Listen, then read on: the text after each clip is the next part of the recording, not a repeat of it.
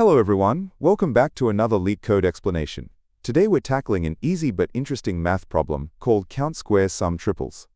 If you remember the Pythagorean theorem from school, this one will feel very familiar. We'll break down exactly what the problem asks, walk through an example, and then build a clean solution step by step. First, let's look at the problem statement. We are given a single integer, let's call it n. Our job is to find how many square triples exist, where all three numbers are less than or equal to n. A square triple is defined as three integers, a, b, and c, such that a squared plus b squared equals c squared. This is exactly the formula for right-angled triangles. So essentially, we're looking for sets of three numbers that fit this rule, where none of the numbers exceed our limit n. Let's clarify what we're looking for. We need three whole numbers, a, b, and c. When we square the first two and add them up, the result must exactly match the square of the third number. You might recognize famous ones like 3, 4, and 5. The crucial part here is the constraint. Every single number in our b and c must be between 1 and n. If any of them is bigger than n, we can't count it. Let's walk through the first example where n is 5. We need to find triples that don't exceed 5. Let's think about the numbers 3 and 4. 3 squared is 9. 4 squared is 16. If we add 9 and 16, we get 25. The square root of 25 is 5. Since 5 is less than or equal to our limit n, which is also 5, the triple 3, 4, 5 is valid. Notice that the order matters here. The problem treats 3, 4, 5 and 4, 3, 5 as distinct triples, so we count both of them.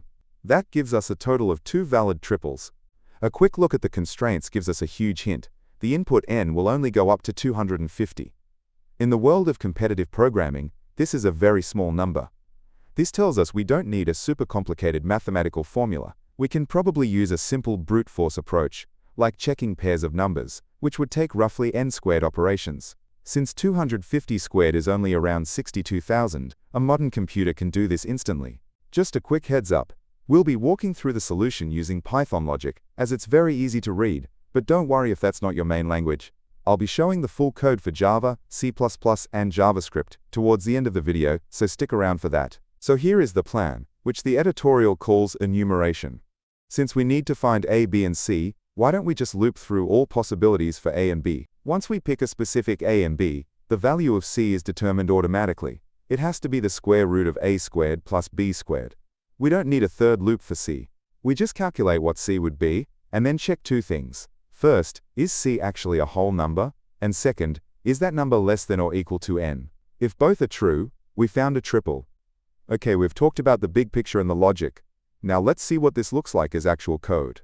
I'll put the full solution up on the screen first. And don't worry, after that, we'll walk through the most important sections together to make sure every line makes sense. Here is the Python implementation. We initialize a result counter to 0.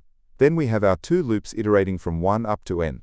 Inside the loops, we calculate c, check if it's valid, and increment our counter.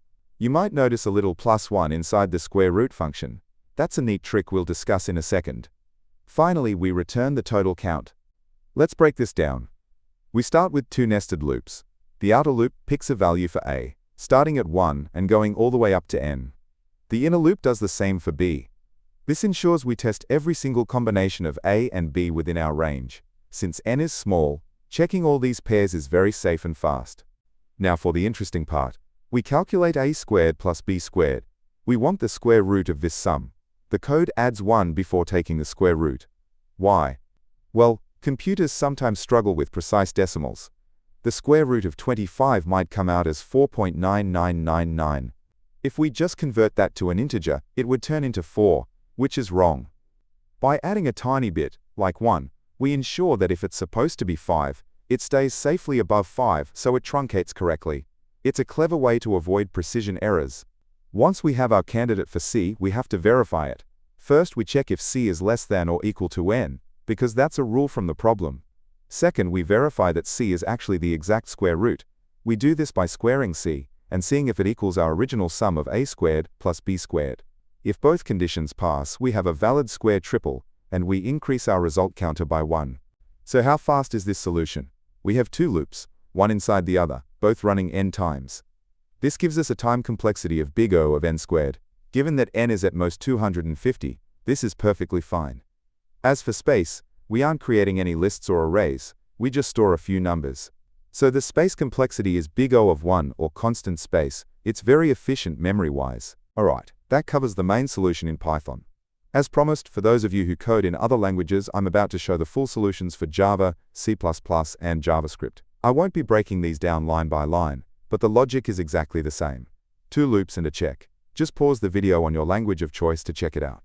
Alright, as promised, here is the full solution in Java. Notice we use math, sqrt, and cast to int. You can pause the video here to take a closer look at the implementation.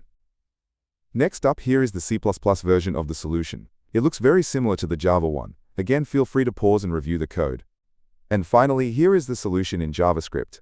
We use math.floor along with math, sqrt here. Hopefully seeing it in a few different languages helps solidify the concepts. So let's wrap it up. The key takeaway here is that when input constraints are small, brute force enumeration is often the simplest and best approach. We simply check the Pythagorean theorem for every pair.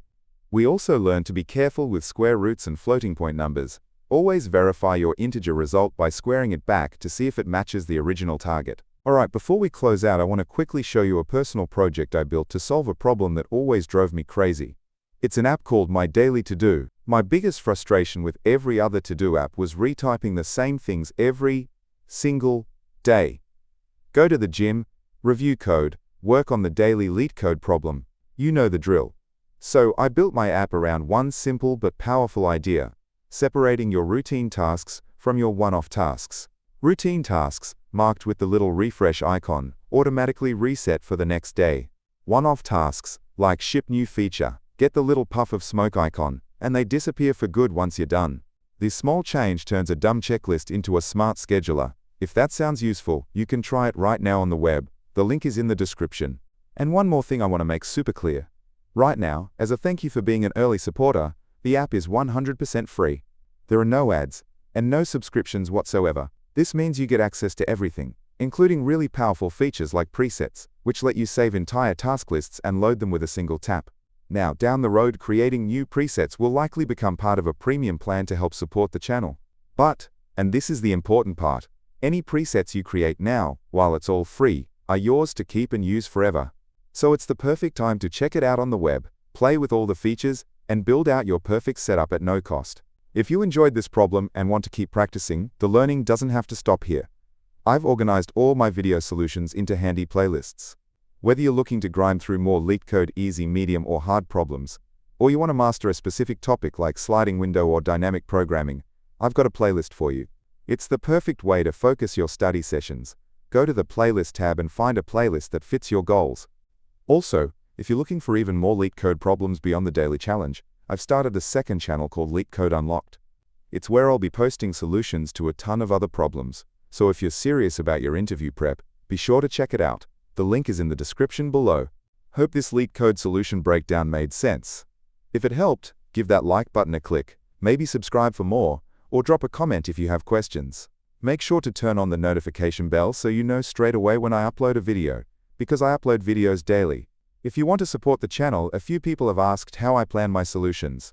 I'm a big fan of sketching out the logic and data structures on a tablet before I code. It really helps.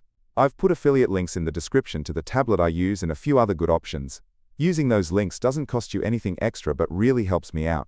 Or, if you're feeling generous, there's always the Boba Fund. Keep coding, and I'll catch you in the next one.